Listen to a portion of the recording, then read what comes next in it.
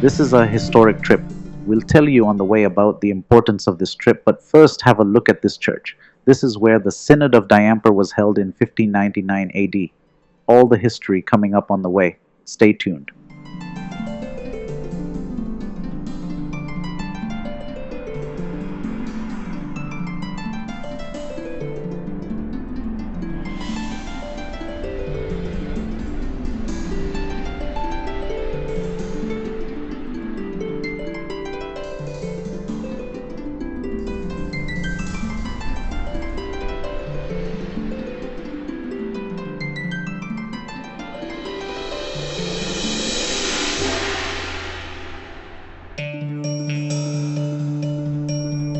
So we are taking a trip from this Synodal Church to Bent Cross Church in Mattancheri, where another historical event took place, which was the turning point for Christianity in Kerala.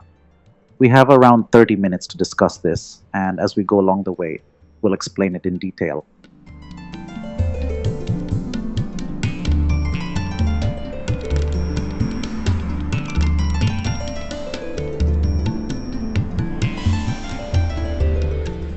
First of all, you should know Christianity existed in Kerala at the same time it existed in the West, because both the places had Christ's direct disciples. St. Peter in Rome and St. Thomas here. That is why Christians here are known as St. Thomas Christians. Now let's start with the Synod of Diamper held here at Udayamperur on 20th to 27th June 1599.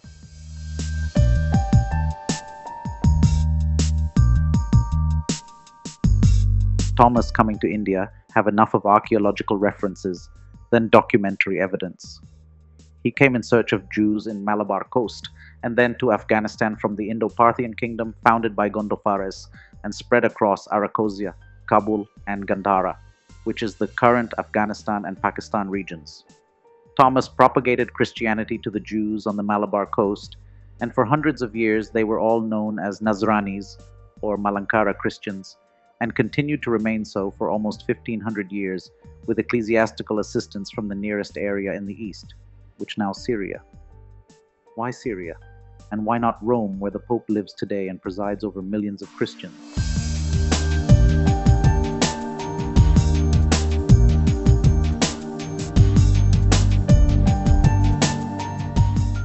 Remember, Christianity in Kerala is pre-Nestorian, pre-Latin, and as old as Christianity in Judea. This technically assumes that there was a Christ disciple in this part of the world much before the Assyrians got Christianized in the 1st to 3rd centuries in Roman Syria and Roman Assyria. The entire region came under Roman rule in the 2nd century after a Parthian-inspired Assyrian rebellion, which obviously means Christianity in Malabar coast is older than Rome too. Christianity spread after the death of Jesus Christ. By the end of the 3rd century, the Roman Empire was fully immersed in Christianity. In 325 AD, the first council was summoned by Roman Emperor Constantine I to administer the Christian world. It was held in Nicaea, now in Istanbul, and is known as the First Council of Nicaea. The entire Christian community across the world was broadly formed as 3 distinct groups, and each group came under the authority of the 3 patriarchates then in existence, namely Rome, Alexandria, and Antioch. The current South Indian geographical region was under the jurisdiction of the Patriarchate of Antioch, widely believed to be around the 3rd century. 2 more patriarchates were added later. Constantinople was added in the 4th century and Jerusalem in the 5th century. Because of distance, the Kerala Christians couldn't travel to Antioch, their jurisdictional headquarters, and receive ordinations as priests or bishops, and then come back in time to serve enough. So, an archbishop was appointed as administrator, who was called Catholicos of the East, to administer areas east to the Persian Empire, which included what is India now.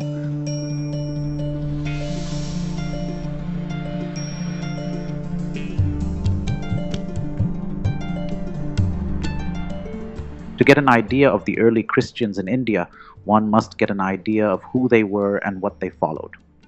The Brahmin conversion theory is a bluff that Kerala Christians have been fed for centuries. Obviously, they forgot to study history since there were no Brahmins here till the 12th century. All followers of Jesus in the southwestern Malabar coast were called Nazranis, as followers of the Nazarene in its earlier avatars. They were united. Without any ecclesiastical assistance, the Nazranis were spiritually guided by regular priests and leaders sent by the Patriarchate of Antioch and partially by the Chaldean Patriarchate of Baghdad, who did not interfere in the day-to-day administrative matters. The early existence of Nazranis almost went unnoticed by the world, especially by the Romans, for many years, since it was an indigenous group.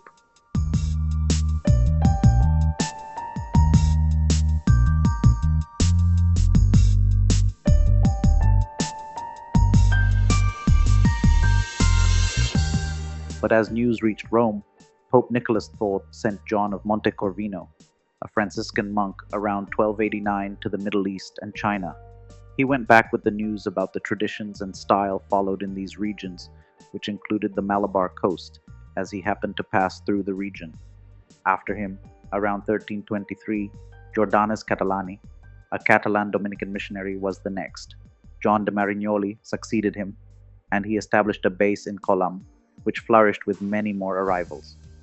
So what went smoothly as united Kerala Christians from AD 52 started crumbling in AD 1599. Let's see how.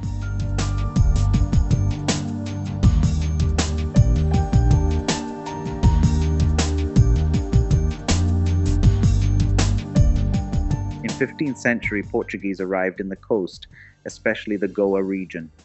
In the meantime, regular communication from the Syrian region had declined, perhaps because the sea route traffic was controlled by the Portuguese, who became all-powerful in the region.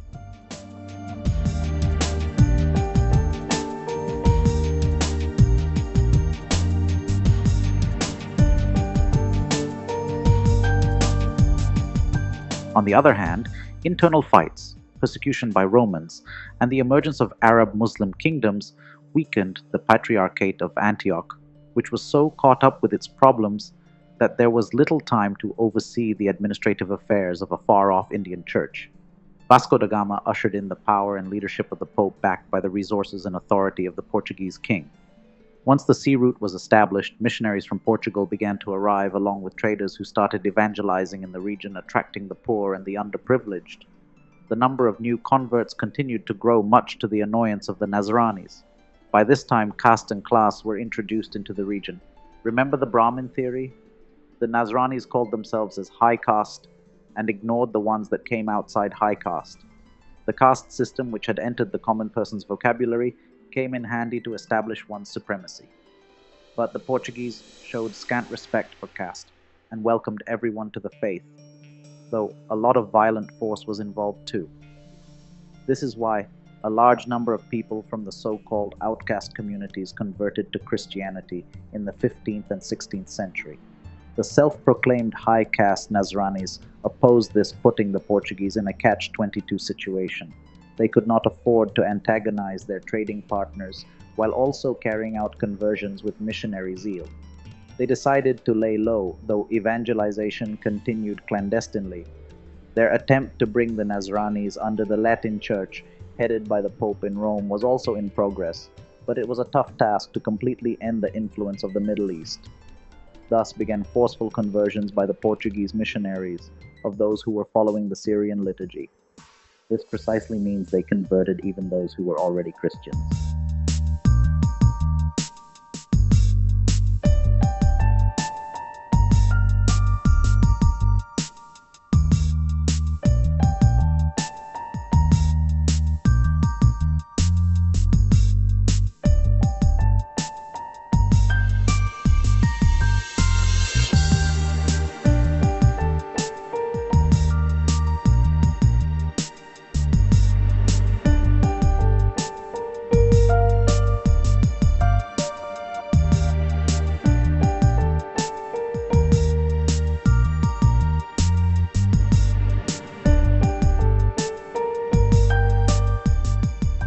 On the other hand, internal fights, persecution by Romans, and the emergence of Arab Muslim kingdoms weakened the Patriarchate of Antioch, which was so caught up with its problems that there was little time to oversee the administrative affairs of a far-off Indian church.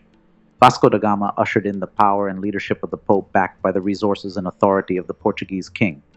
Once the sea route was established, missionaries from Portugal began to arrive along with traders who started evangelizing in the region, attracting the poor and the underprivileged. The number of new converts continued to grow, much to the annoyance of the Nazranis. By this time, caste and class were introduced into the region. Remember the Brahmin theory? The Nazranis called themselves as high caste and ignored the ones that came outside high caste. The caste system, which had entered the common person's vocabulary, came in handy to establish one's supremacy. But the Portuguese showed scant respect for caste and welcomed everyone to the faith, though a lot of violent force was involved too. This is why a large number of people from the so-called outcast communities converted to Christianity in the 15th and 16th century. The self-proclaimed high caste Nazranis opposed this, putting the Portuguese in a catch-22 situation. They could not afford to antagonize their trading partners while also carrying out conversions with missionary zeal. They decided to lay low, though evangelization continued clandestinely. Their attempt to bring the Nazranis under the Latin Church, headed by the Pope in Rome, was also in progress, but it was a tough task to completely end the influence of the Middle East. Thus began forceful conversions by the Portuguese missionaries of those who were following the Syrian liturgy. This precisely means they converted even those who were already Christians.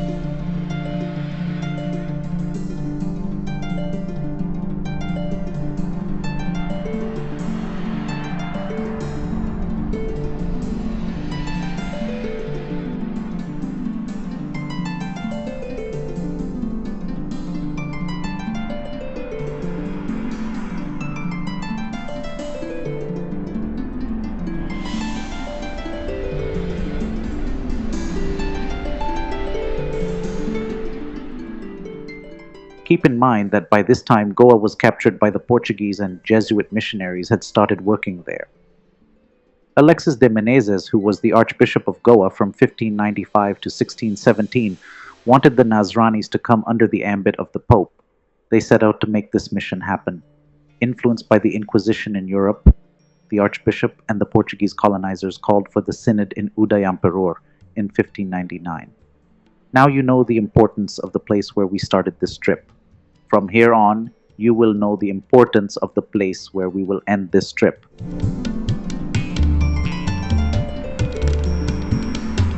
At this synod, a set of rules were formulated and the Nazranis were declared a part of the Latin Catholic Church, with the Pope as its supreme leader.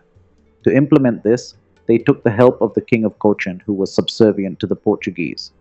Those who opposed this were threatened with property seizure and other harsh punishments. The chief priest, who was the administrative head of the group of priests in Kerala, was forced under duress to accept the synod ruling. This synod ruling was not acceptable to a majority of Nazranis, as they felt betrayed. They had survived and thrived without any supreme spiritual leader, and would have wanted to maintain the status quo. No, the main reasons for their opposition were something else. The synod asked them to discontinue several of their traditional customs and lived systems, which the Portuguese considered local or animist or paganism and superstitious. They also refused to accept new customs and leadership of the Latin Church. If you are aware of the quarrels that is being fought today over the Mass tradition, you can relate to this.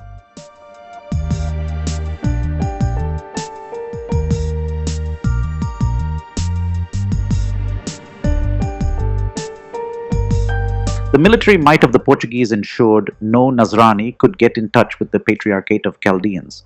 Not only was communication completely cut off, but when Mar Ahatala, a bishop of the Syriac rite, landed in Mylapore, He was immediately arrested and deported. For more than half a century, 52 years to be precise, the Nazranis resisted the Portuguese and suffered under them to sustain their indigenous customs and Christian faith.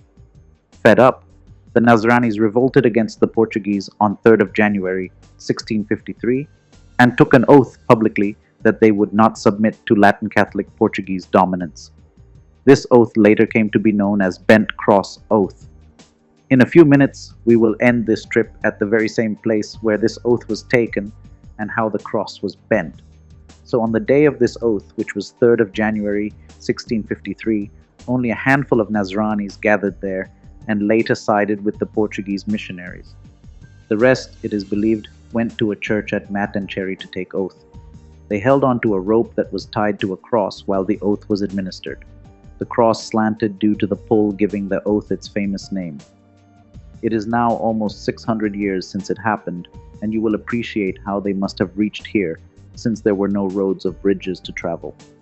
Anyway, this historic oath broke off Nazranis practically into two factions, those opposed to, and those, even if quietly, with the Portuguese.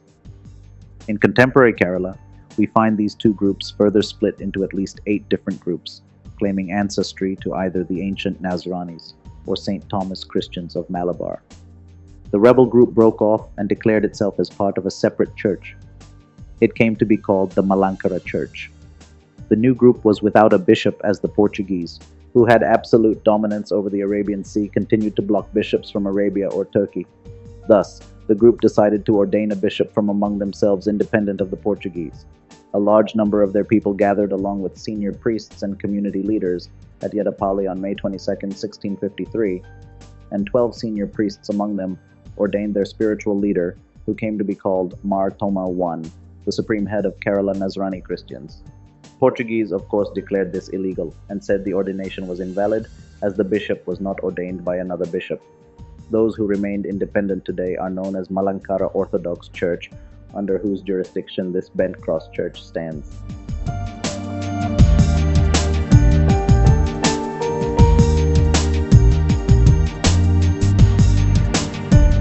There is another shrine nearby which is also called with the same name, but this is not the one as name suggests.